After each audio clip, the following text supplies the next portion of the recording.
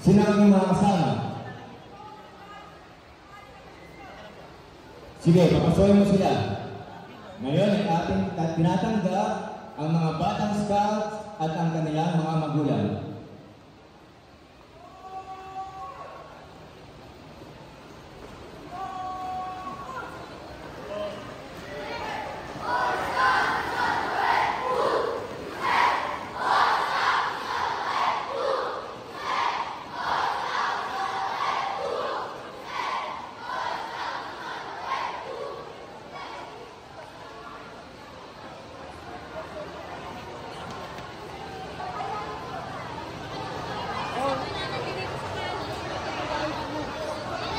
Ito na lang siya. Mga itatalagang scouts, kayo ay nandito sa aking harapan at nagnanais na maging isang ganap na scouts. Ito ba ang inyong nais?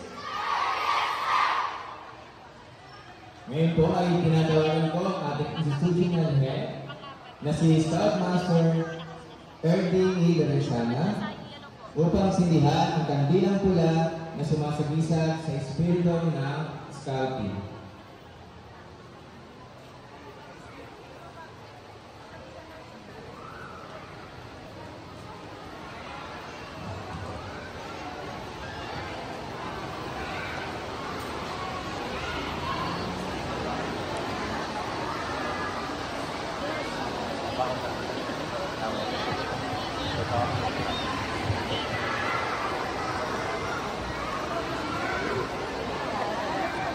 George!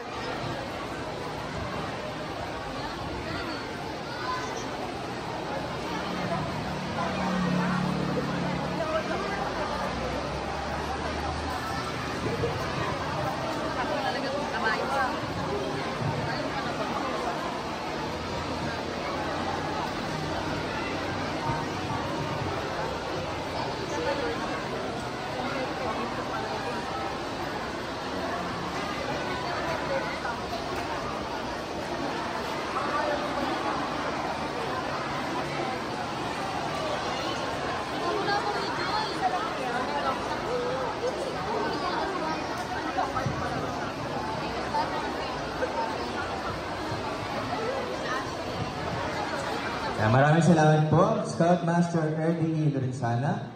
Ngayon, aking sindihan ang 3 kandila na sumasagisag sa panunumpa ng Scout.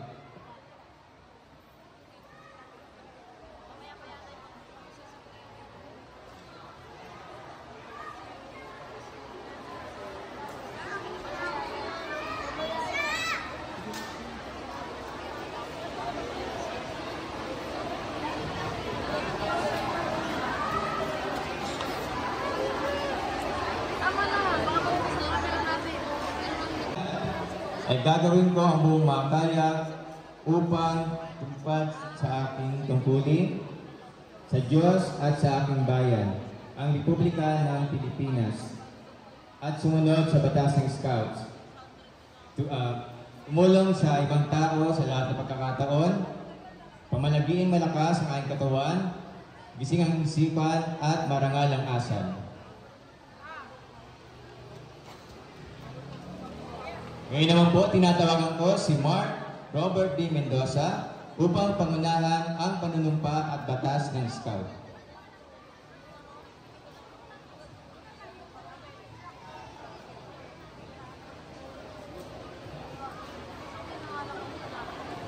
Ngayon ay aking sisindihan ang kandilang ito. Ang unang kandila na sumisimbolo sa isa sa mga batas ng Scout.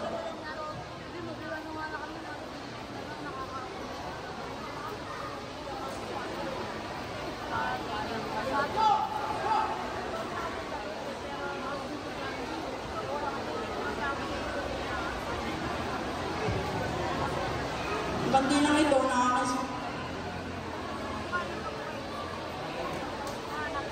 Scout ay mapagkakatiwalaan. Ang Scout ay nagsasabi ng katotohanan. Tumutupad siya sa kanyang mga pangako. Ang pagiging matapat ay bahagi ng kanyang pag-uugali. Siya ay makakasahan ng ibang tao. May baba! Na!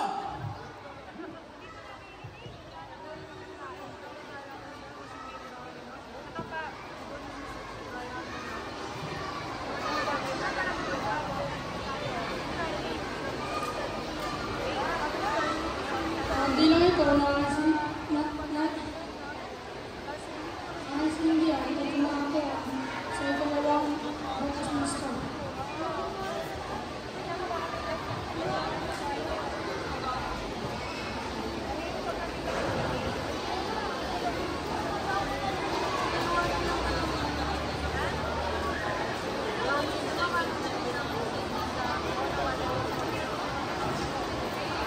Dapat lang! Na!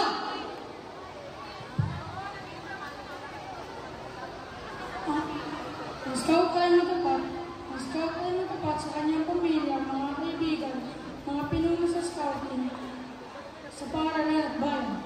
May baba! Na!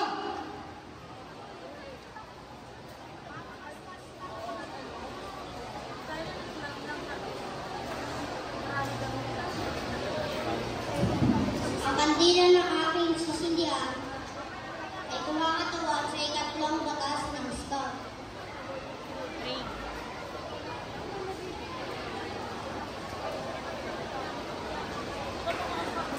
Ang scout ay matulungin. Ang scout ay may kalinga sa ibang tao. Nagsisikap siyang makatulong sa iba na hindi naghihintay ng kabayaran o pabuya.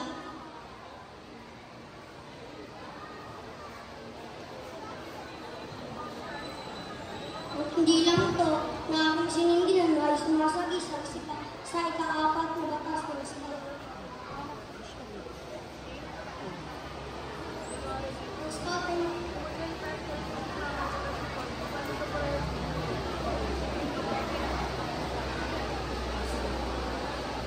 Ang scout ay mapagkaibigan. Scout ay kaibigan na lahat. Tinuturing niya ang kapatid ng kanyang kapas ka. Sinisikap niya ang kumara sa iba.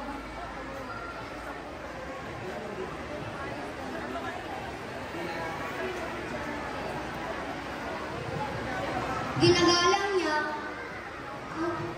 ang paniwala at kaugalian ng ibang tao na naiiwas sa kanya.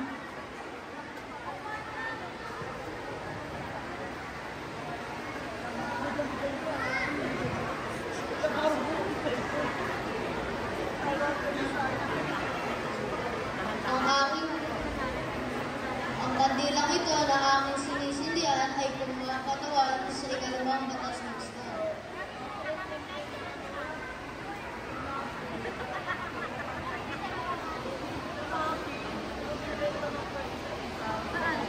Ang scout ay magalang. Ang scout ay magalang sa sinima at banal ang bulang nito o katayuan. Alam niya ang mabuting pagkukugali ay daan sa magandang pagkakasunduan ng mga tao.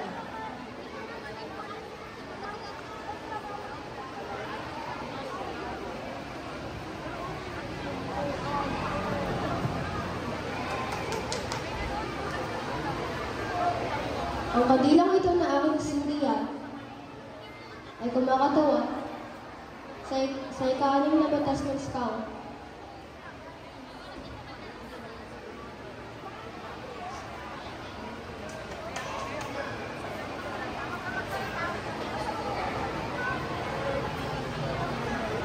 Ang scout ay mabait. Ang scout ay mabait. Ang scout ay nakakaunawa na may aking lakas ang pagiging mabait. At tinutuloy ang iba gaya ng gusto niyang pagtuloy ng iba sa kanya. Hindi siya nanakit o namiminsala ng mga hayop at yung pagbagay na walang kadahilanan. At sisikap niyang ito ay may pangalagaan.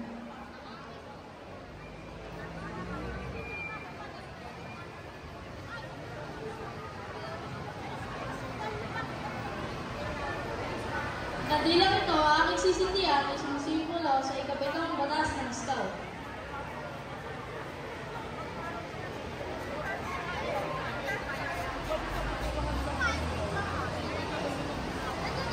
Ang scout ay masunurin. Ang scout ay sumusunod sa pagtutuloy ng kanyang pamilya, paaralan at pagkakaba. Sumusunod siya sa mga batas ng kanyang pamayanan at bayan. Kung inaakala niya may hindi tamang alituntunin, ay sinisunod niya ito at hindi sinusuway, ngunit sinisikap ng bago yun sa pagkakasay ng pamahaan.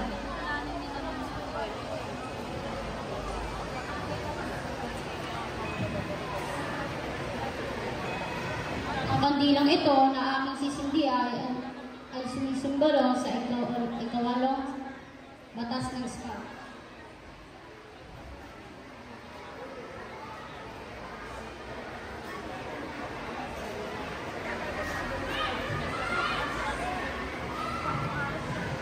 Ang Scout ay masaya. Ang Scout ay nagsisikap tumingin sa maliwalas na bahagi ng buhay.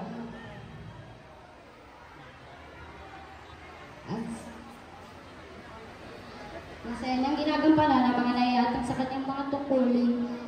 Sinisikap niyang makapagbigay lugod sa iba.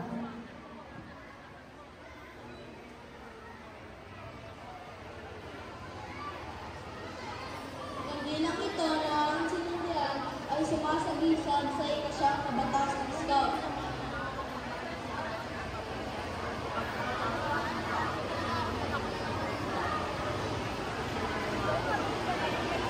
Ang Scout ay matipid. Ang Scout ay gumagawa upang matustusan ang kanyang sarili at upang makatulong sa iba. Nag-iimpok siya para sa inaharap. Pinapakalagaan niya at ginagamit ng gusto ang mga likas na yaman. Maingat siya sa paggamit ng kanyang panahon at ari-arian.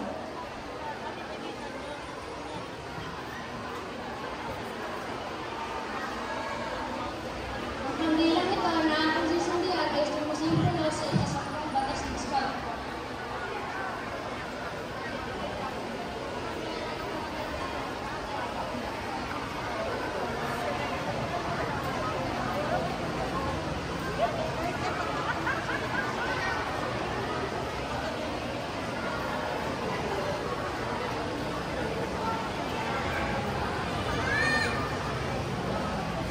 Ang Scout ay matapang. Ang Scout ay may lakas ng loob na umarap sa panganib kahit may naglay siyang pangamba. Siya ay naninindigan sa mga inaakala na tama at matuwid sa kabila ng tudyo at pananakot ng iba.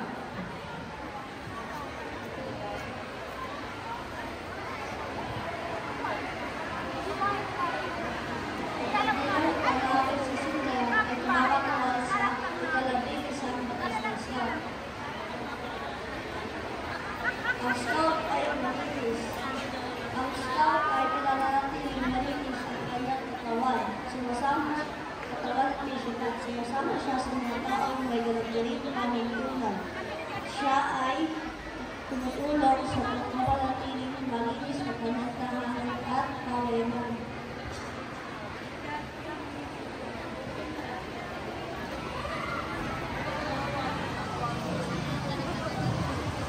Ang kandilang ito ay aking sisindihan ay nasa batas ng Scout. Ang ikalabing-dalawang batas ng Scout.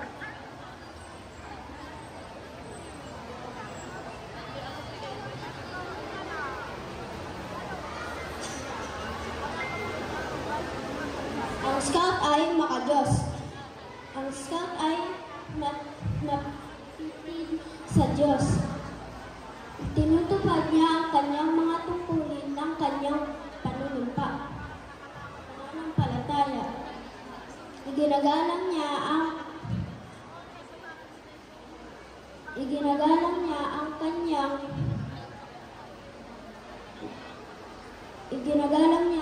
kanyang mga paniniwala at ng iba sa kanilang pananampalataya. Ngayon, narinig ninyo ang batas at pangako ng Scout.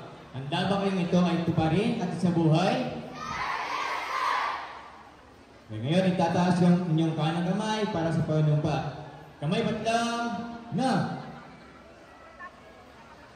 Sa ngalan ng aking dangal, ay gagawin ko ang buong makakaya upang tumupad sa aking tungkulin sa Diyos at sa aking bayan, ang Republika ng Pilipinas, at sumunod sa batas ng Scout, tumulong sa ibang tao sa lahat ng pagkakataon,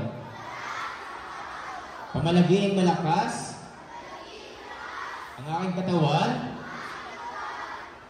at gising ang isipan at marangal ang asal. Ang batas ng Scout. Ang Scout ay mapagkakatiwalaan, matapat, matulungin, mapagkaibigan, magalang, mabait, sinurin, masaya, matipid, matapang, malinis, makadiyos. Kami baba na!